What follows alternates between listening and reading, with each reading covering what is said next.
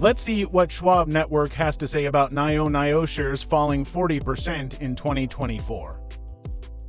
When you're looking at the Chinese EV makers, they're not that profitable, to say the least. Even if you look at BYD, which really focuses on not only EVs, but also hybrids, their margins are very, very low. I mean, you're kind of looking at the same type of ICE type of margins where there could be between 4% to, let's say, 8.5%, 9%. So they have to churn out more vehicles or sell more vehicles in order to be profitable here. That's a little bit different than what we see from Tesla, which Tesla has probably the highest margins in the EV space here. So they don't have to sell as many cars in order to turn a profit. But once again, we see these price wars happening in China and even in the Eurozone, and that's putting pressures on margins across the board here. So NIO definitely has a significant amount of market share, but once again, they're just not up to the production level yet to turn consistent profitability here in the near term.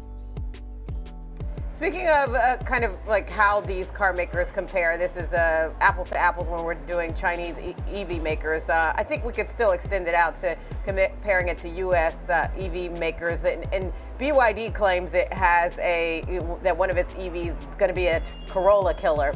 How do these Chinese EV makers compare to, say, the EV makers that we see here? We know the EV space has faced some challenges, right, recently, Kevin?